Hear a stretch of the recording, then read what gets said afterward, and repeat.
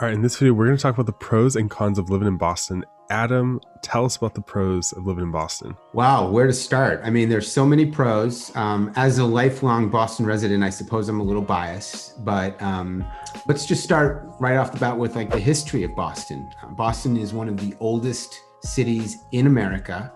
And one of the things that I often hear from folks relocating from overseas is they came to Boston because it has a very European feel.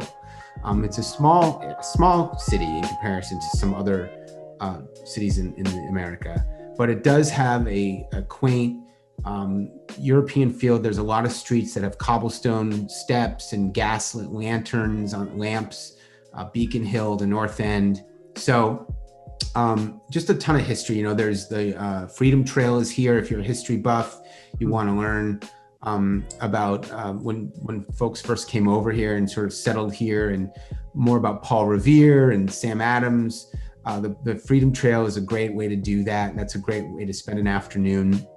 Yeah, just overall, it's got a ton of history. There's several cemeteries right in Boston, small little cemeteries that have very well-known people buried. So you can go to the graves of Sam Adams.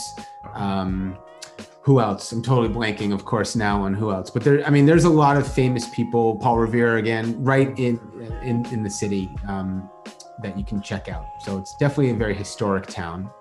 That's awesome. I had no idea. A lot of the founding fathers are kind of buried. A lot of the founding fathers, a lot of the folks who signed, the Declaration of Independence, the Constitution, are either from here or settled here and can still be found here. So nice. A lot of history. That's the first thing that strikes me. The second thing is probably more of a modern theme, our sort of our healthcare system. In the last several years, Boston has become more of a biotech area, but just healthcare in general. I mean, one of the things that I'm proud to say is Boston has a ton of world-renowned hospitals. The Boston Children's Hospital has continually been named the best pediatric hospital in the country and one of the top in the world. We have the Dana-Farber Cancer Institute, which is a world-renowned cancer clinic.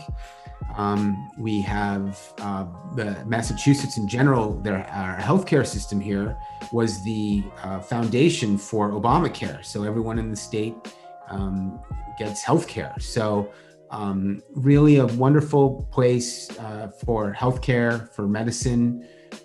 We have people coming in from all over the world who need world-class care. They come to several of the Boston hospitals. Harvard has a teaching hospital here. So just a lot of great opportunities if you're in the medical field or if you need medical attention to come to Boston. So the universal healthcare, say that again. So it was based off of Obamacare, or what was that? So yeah, so it was before Obama was in office. So I guess this was back in like the early 2000s, and maybe 2004, 2005. We had a Republican governor at the time, and Massachusetts developed the impetus for what Obamacare would be. We have a healthcare system here in Massachusetts where everyone is part of. It's called the Mass Health Connector. And so, if you are not able to, if you don't get healthcare coverage through your employer, you can get healthcare through the Mass Health Connector system. And that was the foundation for what Obama had essentially built into what is now Obamacare nationwide. Wow, nice. That's cool. The fun fact. Sweet. Definitely. Yeah.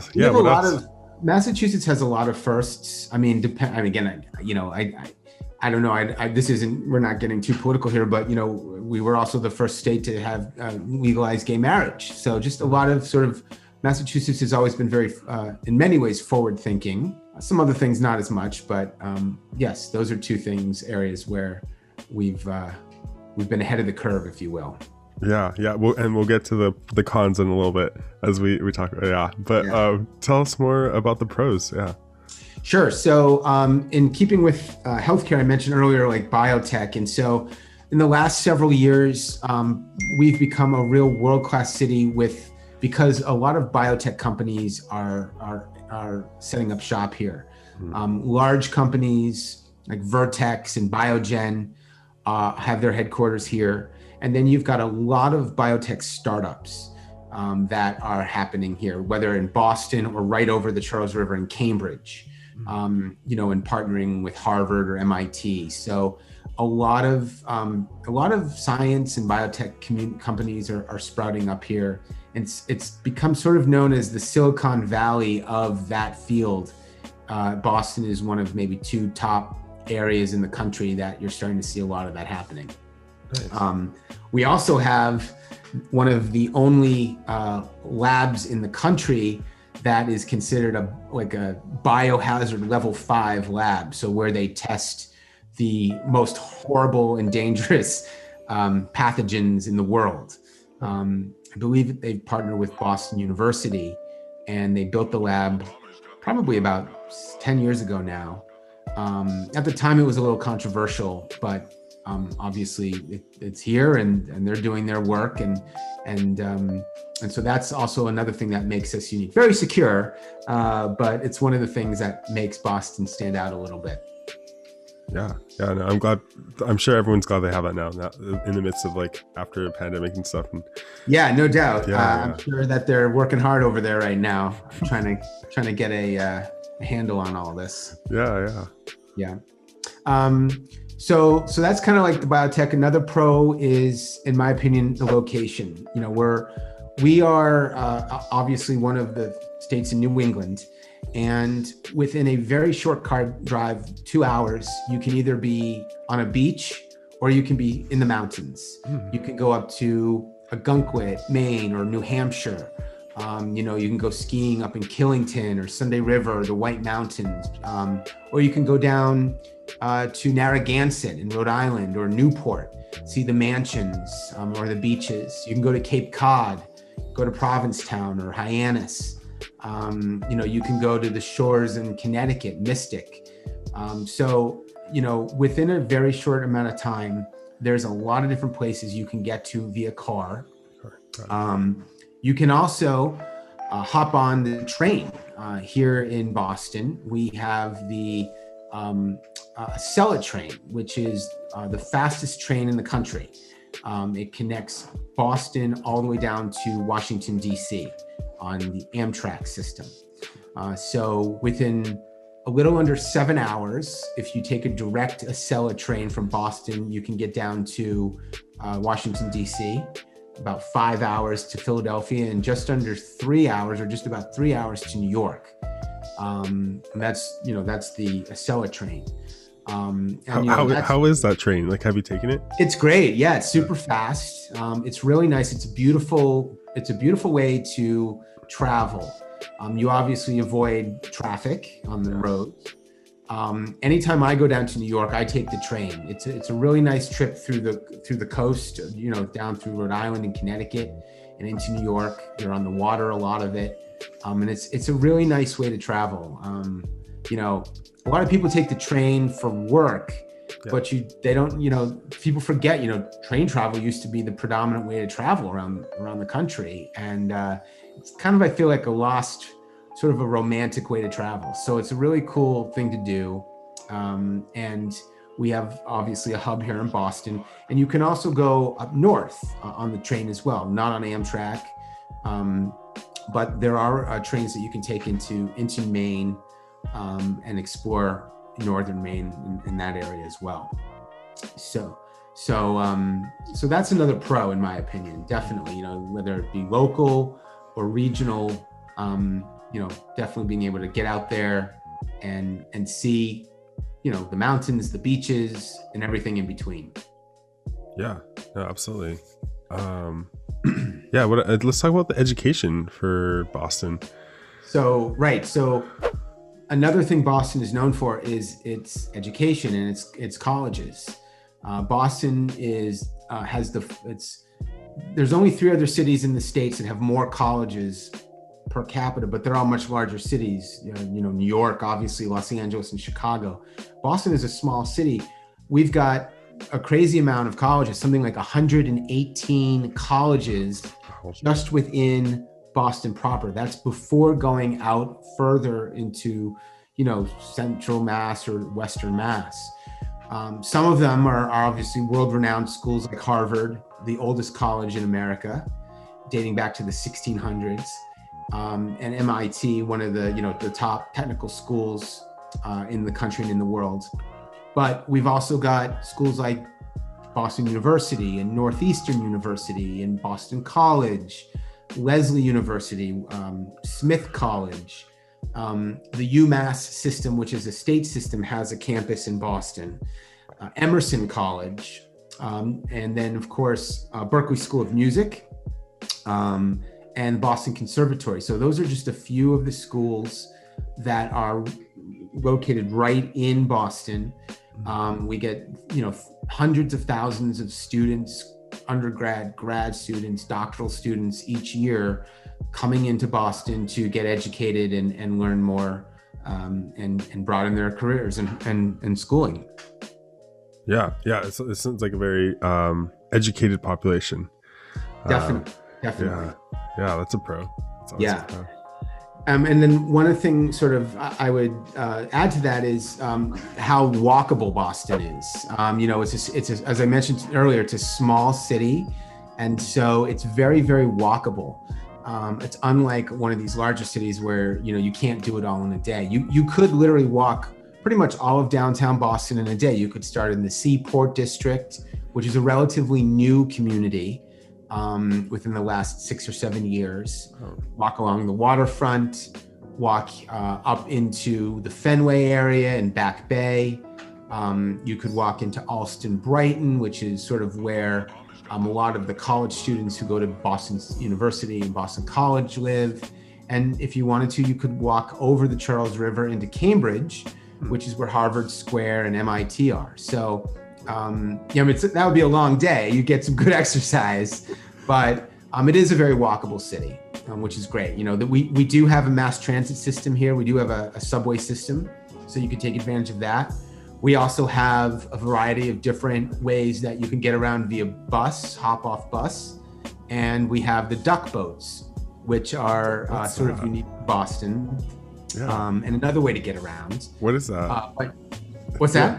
What's the duck boats? What is that? So a duck boat is a amphibious vehicle that both is on land and on sea. And so they give tours of the city, driving around downtown, and then they go into the Charles River, and they are boats essentially. And so anytime one of our sports teams have won a championship, which we've been fortunate to do these last 20 years, they take a duck boat parade through the city. So they'll go on land, and then they'll go into the water, and people will line the banks of the Charles River. That's so cool. Yeah, so great. So yeah, very walkable, very historic. As I mentioned, again, Harvard is the oldest school in the country. Fenway Park, the oldest baseball stadium in the country at over 100 years old.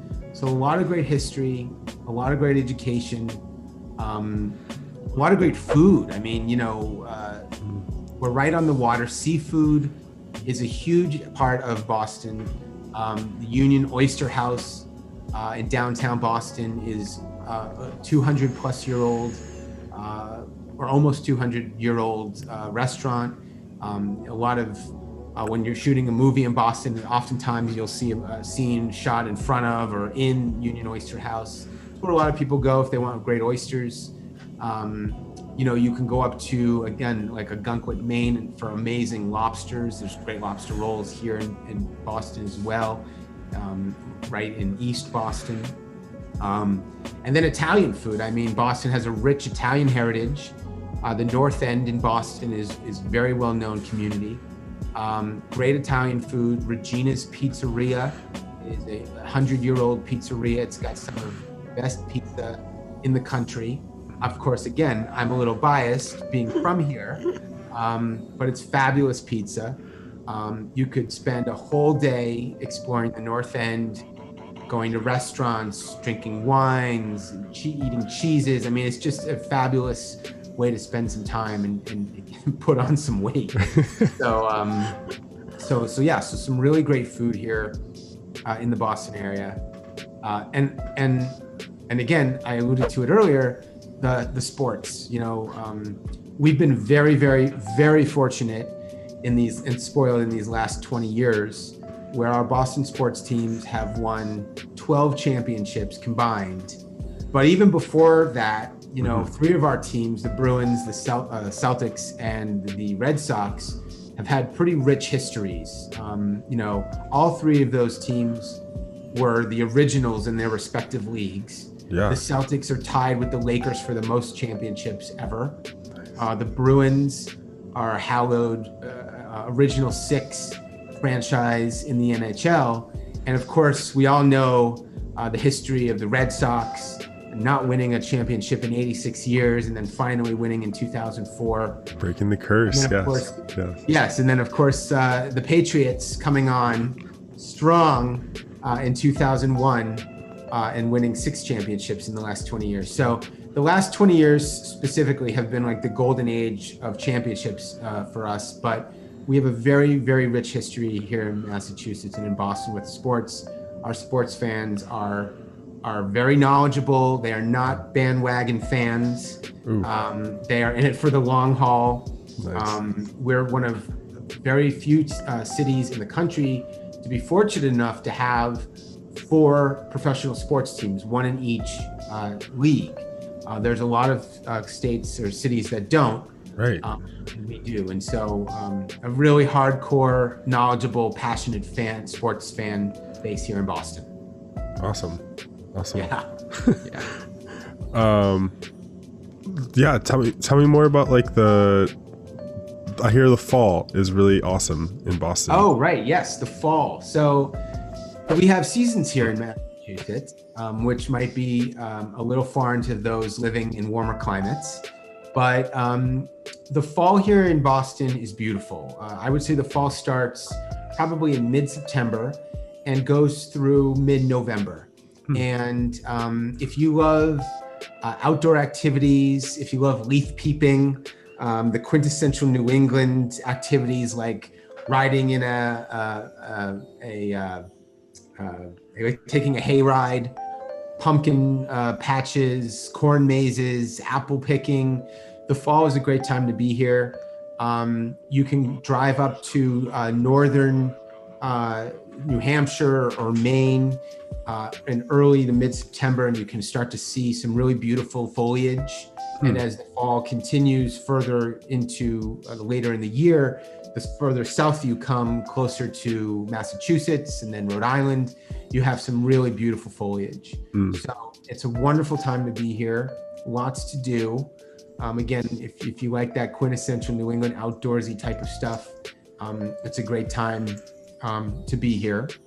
Awesome. And another thing, as I was just thinking about it, sort of in line with fall, is our Boston has become a big craft beer destination.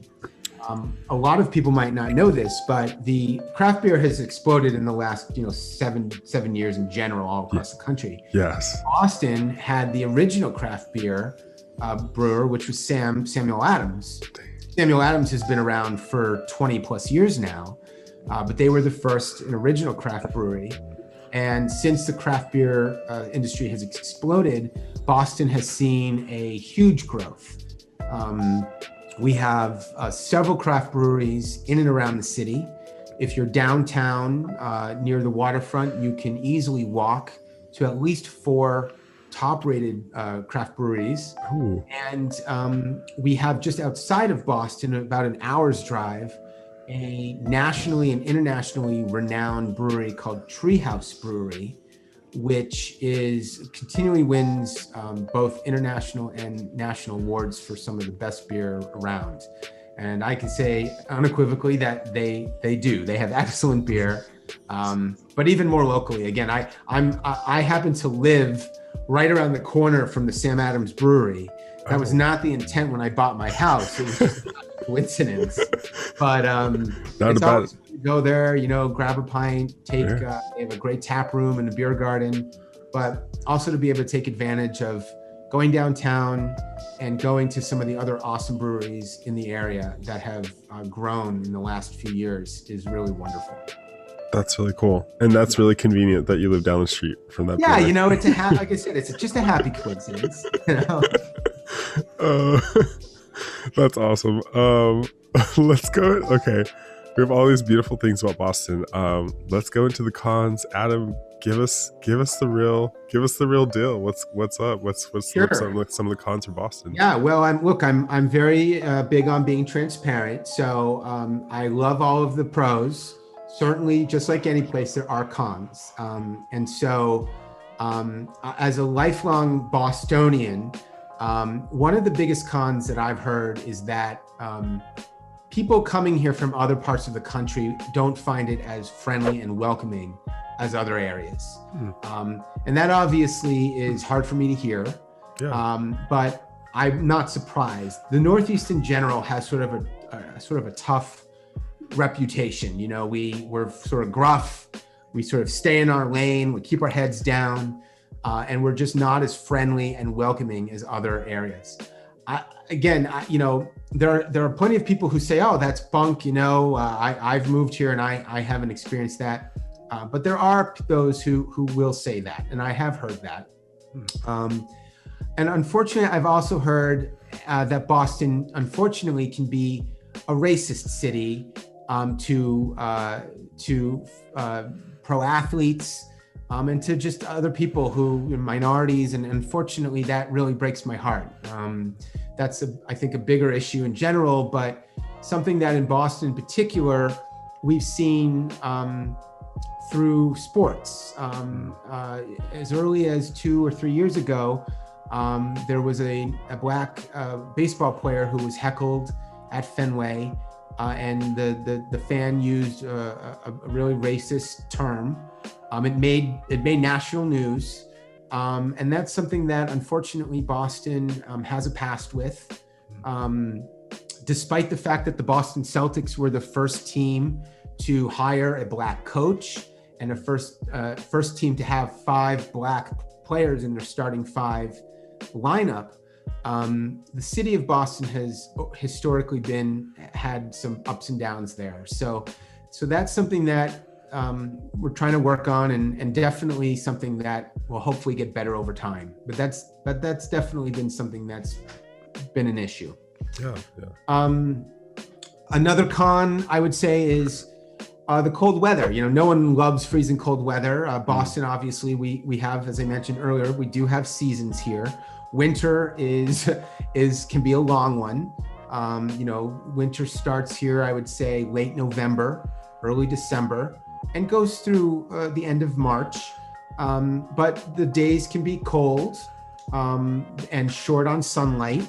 I think our earliest or our shortest day of the year, the sun goes down right after 4 o'clock.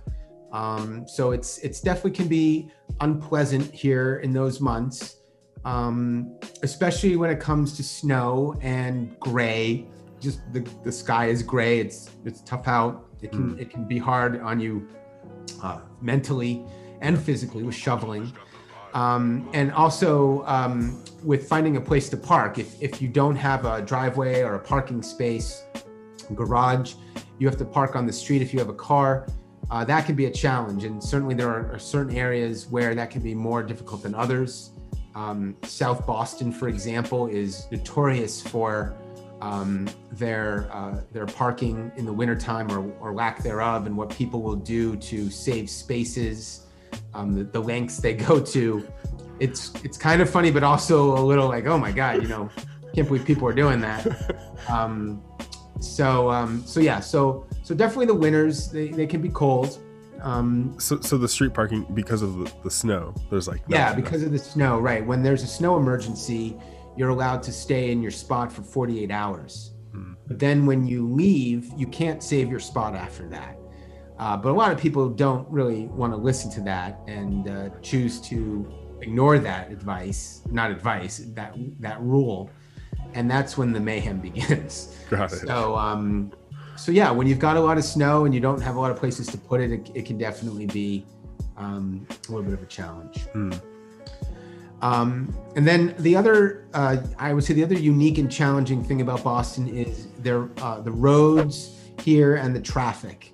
Boston, because of its history, the infrastructure wasn't built to accommodate the millions of people that live in it and commute in the city each day now. So we do have a lot of traffic.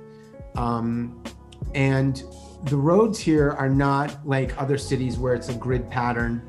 And it's, there's a lot of one ways here. There's a lot of roads that curve. And, if you're not from here, Boston is a very, very difficult city to drive. As I alluded to earlier too, we're also sort of a gruff and impatient lot here. And so if you're not used to driving in this town and you're driving and someone is stuck behind you who is here, I'm sure you've heard the term masshole. That is an accurate term. And that can be, it can be tough. It can be definitely tough for someone who is not from this area to learn this area, to learn the streets here. A lot of these streets are former cow paths that were turned into streets. So there's not a whole lot of structure or logic. And that can be challenging. So you definitely want to have a GPS, and you want to hope that you have someone that's patient behind the wheel behind you. We have things called rotaries here, which are sort of a European thing, sort of like they're known as traffic circles overseas. If you imagine like a clock, traffic coming in at the 12, 3, 6, and 9. So it's tough to get into and tough to get out of. And it's uniquely Boston. That can be very challenging. And so, so that's definitely a con. I don't think it's a con because I'm used to it, but I know definitely for people who are unfamiliar, that can definitely be a con. So those are definitely some cons. And then of course, the last thing I would say, obviously as a real estate agent, is real estate prices. And, we have seen our real estate prices really skyrocket in the last several years. Boston is one of the most expensive cities to live in. That goes directly to the type of people that live in the city. Again, scientists, educators, doctors, those types of people where there's a lot of jobs in those sectors here. The income tends to be higher. As a result, the properties tend to be higher. And so I think our average condo median price for condos is something like 500, almost 600,000, 575,000 last year. And that was up substantially from the year before. Ironically, our single family home price is a little bit lower. It's about 530,000, the median, not the average, excuse me. But that is only because there's far fewer single family homes in Boston. There's much more condos. Boston was originally built with a lot of apartment buildings and 3-deckers. And so we see a vast majority of condos versus single family homes. Wow. So that's the biggest, I would say that's a big drawback is the real estate prices. And unfortunately we see those numbers sort of mushrooming out from the city to the surrounding communities as Boston prices continue to climb. Yeah, no, really interesting. Sweet. Well, thank you so much for those pros and cons of information. If you guys need any more information, go ahead and check out Andrew's contact information, which we'll throw down below up top somewhere. And at the end of this as well. Adam, that was all super, super solid information. Yeah, absolutely. If I can answer any questions for anybody who has questions about Boston, or thinking about relocating here, coming into the city, or just coming to spend a couple of days in vacation here, please don't hesitate to reach out. I'd be happy to be a resource and happy to help. Cool. Sweet. All right, guys. And then until next time. Cool. Take care. Hey guys, if you like that content, go ahead and click on the next video or consider subscribing. Thanks, guys.